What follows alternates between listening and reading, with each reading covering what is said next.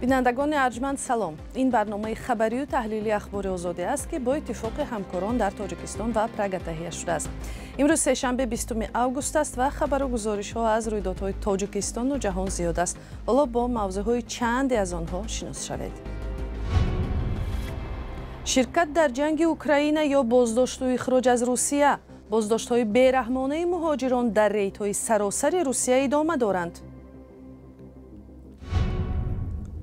3 ماه گذشت ولی هیچ کمکی نشد. یک ساکنی دهه آفت زده کوچه‌باغ میگوید در روی گلیم حولیش شب را روز میکند. در نمیجا اشتگیم همه قمیگم شما که دل جگر من سوخت رفته و رفته و دختر چی کدای نمیتونم یگون کس به داد من نمیرسه. آوازخوان منیژه سنگین که برای مخالفتش به جنگ اوکراین و محافظت از مهاجران در روی خط سیاه روسیه است، از تاجیکستان با تحفه ها برگشت. هر جنگ تمام می شود. هر جنگ انتها دارد، زیرا من این را در وطنم در تاجیکستان از سر گذراندم. در مسکو کارمندان کمیته تفتیشات و وزارت کارهای داخلی رید گذرانیده مهاجران کوریه را که شهروندی روسیه را دارند به قید حربی گرفتند. رید 18 آگوست در автовокзал نزدیکی مترو شولکوفسکه در یک انبار میوه و سبزیجات و در مهمانخانه های شرق مسکو برپا شد. از این پیش عین چنین ریدها در شهرهای سیرپوخف و چیخف ولایت مسکو گذشت. آنجا 10 مهاجری را قید کردند، ثبت کردند که در قید کمیسریات حربی نبودند. عین چنین ریدها در دیگر منطقه های روسیه هم برپا شد. روز 31 ایول دومای دولتی قانون درباره قید حتمی حربی بعد قبول شهروندی روسیه را تصویب کرد. این و دیگر قانون هایی که اخیراً ضد مهاجران یا کارگران خارجی قبول می شوند با مقصد به جنگ ضد اوکراین بردن سربازی بیشتر کرده می شود.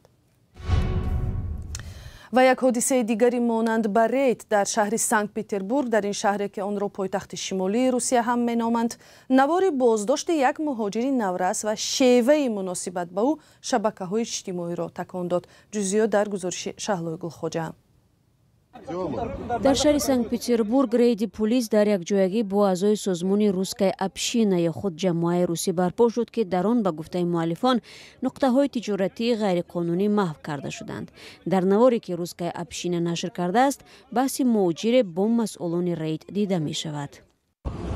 دستانت را از کیسه برار. شما هم دستانتان را از جیبتان برارید. من با شما همین گونه صحبت میکنم. کارمند پلیس چگونه ایستادن را خودش حل میکند؟ الیا تو عموما کاردار نشو. الیا نگو. این تو کاردار شده ایستاده ای. کی هستی؟ چرا به من یاد میدهی؟ در سازمان روسکای ابشینا گفتند که حادثه در کوچه بولشویک روی داده است. در نوار عضو سازمان با تحقیر به مهاجر میگوید جواری مکه را که در دست دارید در بازداشتگاه لازم می شود. شرکت کنندگان بحث در رفت صحبت تاکید می کنند که این مهاجر نابالغ است. اما مؤلف نوار میگوید افراد مثل او آدمان را میکشند و مواد مخدر میفروشند. در انتهای نوار نشان داده شده است که چگونه نیروهای امنیتی بی‌رحمانه مهاجر را بازداشت میکنند. سازمان روسکای ابشینا جزئیات بازداشت را نشر نکرده است. در اداره پلیس سنت پتربورگ نیز درباره این بازداشت معلومات نشر نشده است. اصل خرابی آوری که دهه کوچه‌باغ ناحیه واسه را پخش کرد 3 ماه گذشت و با گذشت وقت یک جبر دیده این آفت طبیعی تا رفت بیشتر ناامید می شود. فاطمه رحمانова 3 ماه شد شب را در روی قالی حولیش روز می کند و می گوید خانه اش در آستانه زمستان باید هرچه زودتر برقرار شود. محمود جان رحمتزاده از دهه کوچه‌باغ واسه گزارش می دهد. اپای فاطمه می گوید هر بار نگاهش به این دیوار افتد جگرش خون می شود. او روزی نیست باری به این خانه ندارد و فکری بازسازی آن را نکند، اما توانی بازسازی آن را ندارد. از همین سبب نگاه میکند و میرود. به خانه دیگرش جرأت وارد شدن را ندارد. سقف خانه فرو رفته مکان زیستش را کاملا از بین برده است. اینها پیامد سیل ماهی می هستند. شکایتشان است که مقامات تا حال به کمکش نرسیده است. دردا به درد جای استقامت نرسه. یارا یاردم نمیتن تماما نکه. اما جای چی من گفتم یاردم بتن که سرم پناه کنم. جا ندارم که سرم پناه کنم. در نمیجا اشتگیم همه قمیگم شما که دل جگر من سوخت رفته و رفته و دختر چی کدای نمیتونم یگون کس به داد من نمیرسه. از روز سیل جای زیستش در این گرمای سال بالای همین گلمی روی حولی است. او میگوید که دیگر جای رفتن ندارد و مجبور است که زندگی را همینجا گذراند. آن سیل ضررآور همه دار و نداری اپای فاطمه را به هم زده است. سیل در جای نجای استخوان چپا کرد. یا میده تخته پخته بچه خرید او تخته را برد خیلی هم سویانی میشه خفیده نمیشه برد. این همی چهارمغ 1,500 ما سودا میکرد. نه چهارمغ سوزان زرد کرد. خانه اگرات همه را جزیر کرد. این همی خاکی هم سیله استودگی. فاطمه رحیمова بیشتر در فکر آن است که با آمدن فصل سرما چی خواهد کرد. آیا سرپناهی خواهد یافت؟ بام خانه در حال فرو رفت که به این مکان مهمه سیل آمده بود. او میگوید از آن وقت تا کنون 10 مرتبه به مقامات مراجعت کرد که یگانه سرپناهی که او داشت تعمیر کنند.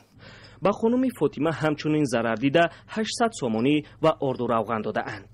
دیگر با همین کسی تا حال به سراغش نآمده است. همین بود که او برای عرض به پیش رئیس ناحیه رفت. با گفته او رئیس برای کمک دستور داد ولی اجرا نشد. در حکومت ناحیه واسه گفتند که به آسیب دیده های سیل کمک کردند. ما خانه یادمون سرپویزه را با دستگیری تشکیلات منصور نقشه کردیم. تحقیقچیشه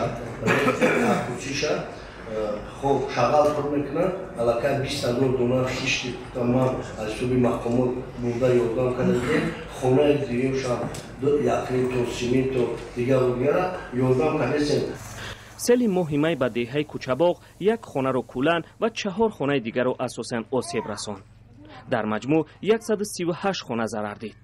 رئیس ناحیه گفت که تا حال آنها زیان سیل را برطرف دارند. فاطمه رحیمова نمیداند که کی نوبت خانه او میرسد. محمود جان احمدزاده، آزادی، ناحیه واسه. یک سازمان معتبر از حکومت تاجیکستان خواسته است که طلبات نو را درباره لباس بیگانه در کشور بکار کند. اظهارات سازمان همکاری بین المللی برای حقوق بشر دیروز نشر شد. تبلیغ لباس ملی و مبارزه با لباس بیگانه در تاجیکستان در ماه ایون در پی قبول قانون نوی تنظیم جشن و مراسم اوج گرفت. همکاری ما کیمر سیاتا متن اظهارات این سازمان بین المللی را دیده است و حالا با ما در استودیو است. کیمر سلام، نگرانی حامیان حقوق چی بوده است؟ سلام به شما خیرامان و بیننده های عزیز. سازمان همکاری بین المللی برای حقوق بشر محدودیت را در طرز لباسپوشی در تاجیکستان تنقید کرده و آن را خلاف معیارهای جهانی حقوق انسان از جمله حقوق به آزادی بیان و آزادی پیروی از دین دانسته است. مؤلفان اظهارات میگویند که بر اساس قانونهای بین المللی که تاجیکستان هم آنها را پذیرفته است، هر کس حق دارد آزادانه انتخاب کند که چی بپوشد یا که چی نپوشد. مسئولان این سازمان در ادامه میگویند برعکس دولت‌ها وظیفه‌دار هستند که حقوق هر شخص را به آزادی بیان، اعتقاد یا هویت احترام گذارند، محافظت کنند و کفالت بدهند. یعنی به گفته آنها دلایل‌های مذهبی یا دلایل‌های فرهنگی را نمیتوان برای محدود ساختن کسانی استفاده کرد که میخواهند به طرز دیگر لباس بپوشند. و در همین جا باید بگویم که خیرامان لباس بیگانه در تاجیکستان شرح یگانه ندارد، اما مقامات در آستانه و پس از قبول قانون نو بیشتر پوشش اسلامی را به مثل حجاب و چادر سیاه زنان هدف قرار داده بودند. شورای علمای مرکز اسلامی تاجیکستان هم از زنان و دختران خواسته است که لباسی به گفته آنها تنگ و سیاه و حریر نپوشند.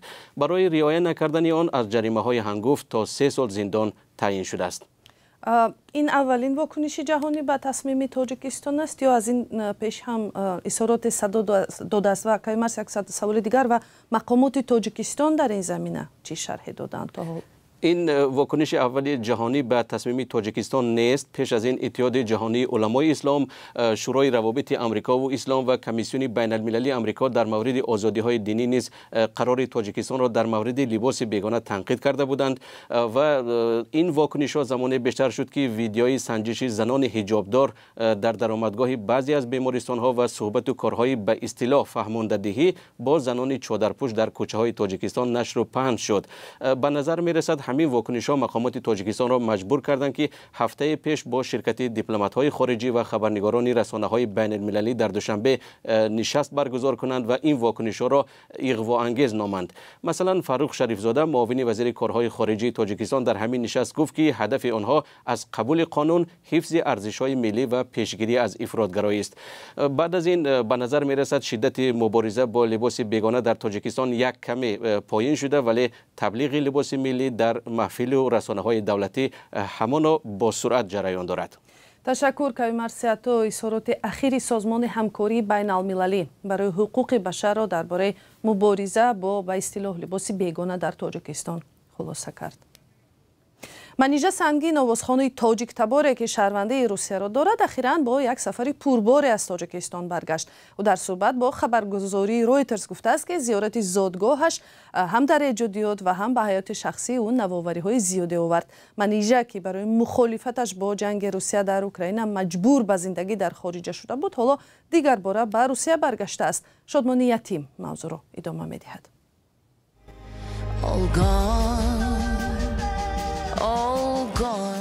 منیژه سنگین آوازخوان تاجیک شهروند روسیه اخیراً آهنگ نوش را با نام سلاح نشر کرد. این ترانه به انگلیسی اجرا شده است. او میگوید سرود را 10 سال پیش نوشته بود، اما ثبتش به تازگی و در تاجیکستان انجام شده است.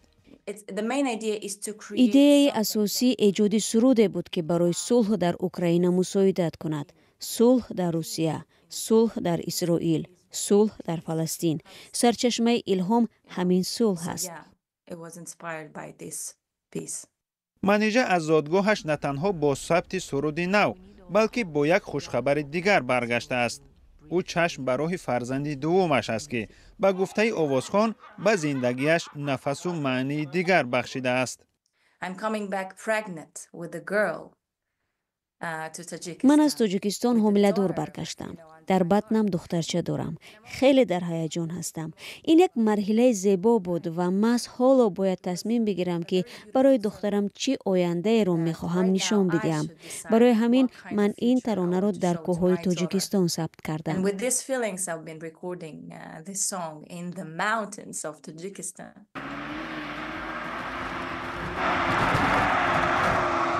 این آوازخوان تاجیک شهروند روسیه به مثل اکثر دیگر هنرمندان روس برای مخالفت به جنگ اوکراین در فهرست سیاه جای گرفته، از تشکیل کنسرت و شرکت در آزمون موسیقی این کشور محروم گشت. او مجبور شده بود به خارج برود. سال جاری منیژه برای پشتیبانیش از مهاجران تاجیک بعد حمله کراکوس مورد حمله اینترنتی، مسدود کنی صحیفه‌اش در شبکه‌های اجتماعی و تحقیر و توهین قرار گرفت. حالا او باز به روسیه برگشته است.